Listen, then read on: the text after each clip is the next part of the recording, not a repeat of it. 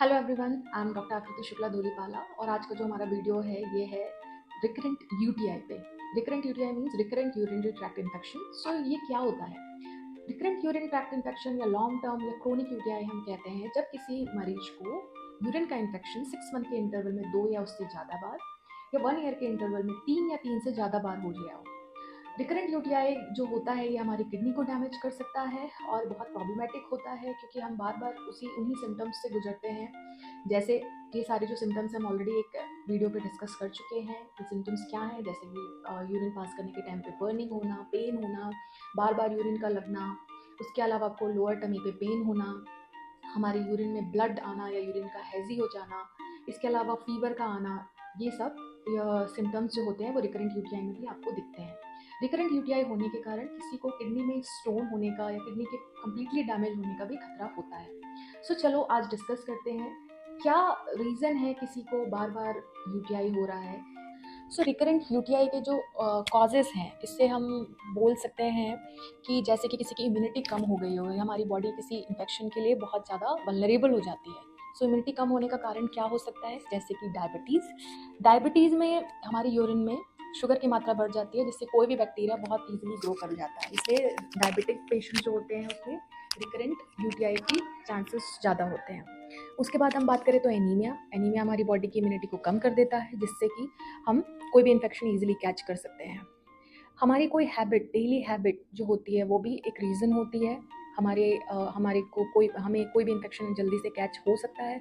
जैसे कि in sexual activities के टाइम पे आप हाइजीन मेंटेन नहीं कर रहे हैं, वजाइनल डूशिंग, वजाइनल क्लीनिंग, आप बहुत ज़्यादा वहाँ पे कुछ प्रोडक्ट, सोप, डिसइंफेक्टेंट ये सब यूज़ कर रहे हैं जिससे क्या होता है हमारा जो वजाइनल पीएच है वो डिस्टर्ब हो जाता है और हमारे नॉर्मल बैक्टीरिया जो वजाइना में पाए जाते हैं जो हमें हार्मफुल बैक्टीरिया से प्रोटेक्ट करते हैं उनका लेवल भी कम हो जाता है और हम जो इन्फेक्शन है यूटीआई का वो जल्दी से हमारी बॉडी में आ जाता है। इसके अलावा हमारी स्ट्रक्चरल कोई अनॉमली हो जो कि इनबॉर्न भी हो सकती है और एक्वायर्ड मीन्स बर्थ के बाद भी हम कोई अबनॉर्मलिटी हमारी यूरिनरी ट्रैक्ट में हो सकती है जिसके कारण हम या तो अपने ब्लैडर को, यूरिन की जो थैली है उसको हम कम्प्लीटली खाली नहीं कर पा रहे हैं और उसमें यूरिन पास करने के बाद भी यूरिन बचा हुआ है। तो वो जो यूरिन बचा हुआ यूरिन होता है वो क्या काम करता है? बैक्टीरिया को ग्रो करने का। सो ये सारे फैक्टर्स हैं। इसके अलावा मेनोपॉज में हमारी जो स्किन होती है, हमारे जो लेयर, प्रोटेक्टिव लेयर होती है वो बहुत थिन हो जाती है बिकॉज जब हम रिप्रोडक्टिव एज ग्रुप में होते हैं तो हमारे अंदर एक बॉडी में हार्मोन होता है, फीमेल हार्मोन जिसे हम ईस्ट्रोजन कहते हैं, जो उस लेयर को मेंटेन करता है। मेनोपॉज मीन्स आपके पीरियड्स बंद होने के बाद ये हार्मोन कम हो जाता है, ये लेयर भी जो होती है प्रोटेक्टिव वो थिन हो जाती है और कोई भी इन्फेक्शन ईजिली आपको इन्फेक्ट कर सकता है। सो ये सारी चीज़ें क्यूमुलेटिव भी हो सकती है या कोई सिंगल रीज़न भी हो सकता है किसी को रिकरेंट यूटीआई कॉज कराने के। अगर कोई लेडी प्रेग्नेंट है और उसको भी बार बार यूरिन का इन्फेक्शन हो रहा है तो उसके कारण डिलीवरी का दर्द समय से पहले चालू हो सकता है जिसे हम प्रीटर्म लेबर पेन्स बोलते हैं, ये उसे हो सकता है और बेबी का बर्थ वेट भी इससे अफेक्ट हो सकता है। रिकरेंट यूटीआई को हम डायग्नोस कैसे करते हैं? इसके लिए हमें प्रॉपर हिस्ट्री लेनी पड़ती है पेशेंट को कि कब से और कितने बार उसको इन्फेक्शन हो चुका है। हम कुछ एग्जामिनेशन भी कर सकते हैं पेशेंट का टू सी कोई अनोमली तो नहीं है, कोई बर्थ डिफेक्ट तो नहीं है जिसके कारण बार बार किसी को इन्फेक्शन हो रहा है। इसके अलावा हमें कुछ इन्वेस्टिगेशन यूरिन के भी भेजने होते हैं जिसे हम बोलते हैं urine routine microscopy and urine culture.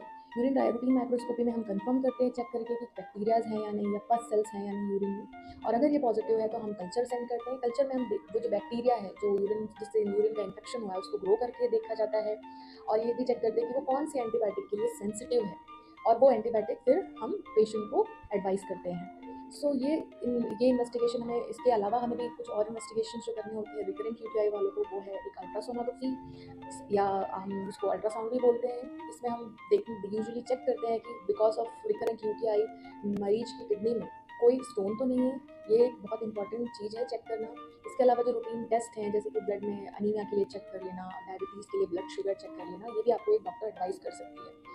अब जब भी रिकरेंट यूटीआई से ग्रसित हैं तो अपने डॉक्टर को सही पूरी हिस्ट्री दें, या कोई रिसेंटली किसी आपने कोई हैवी एंटीबायोटिक तो नहीं खाई थी या कोई किसी ऐसी ड्रग पेन तो नहीं है जिसके कारण आपका इम्यून सिस्टम जो है वो प्रॉपरली काम नहीं कर रहा है। आपकी सारी दी हुई ये सारी इन्फॉर्मेशन आपके डॉक्टर की हेल्प कर सकता है आपसे डायग्नोसिस बनाने के लिए।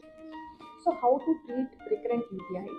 रिकरेंट यूटीआई को ट्रीट करने के लिए हम जो यूरिन कल्चर की रिपोर्ट आती है उसमें एंटीबायोटिक की सेंसिटिविटी के हिसाब से पेशेंट को एडवाइस करते हैं वो एंटीबायोटिक सही डोज और सही ड्यूरेशन में।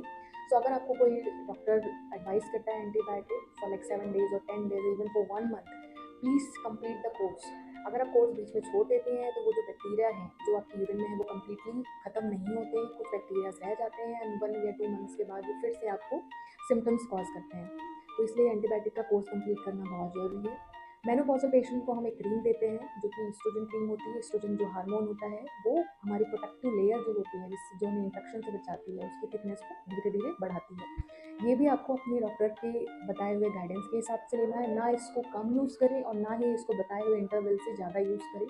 इसका जो यूज़ है ये अंडर गाइडेंस होना चाहिए। इसके अलावा हम यूरिन में अगर आपको बहुत बर्निंग है, जो जलन हो रही है, तो उसके लिए आपको एक सिरप आपके डॉक्टर एडवाइस कर सकते हैं या फिर कोई शैशे आप एडवाइस कर सकते हैं जो, लेकिन ये एक सिम्टोमेटिक ट्रीटमेंट है।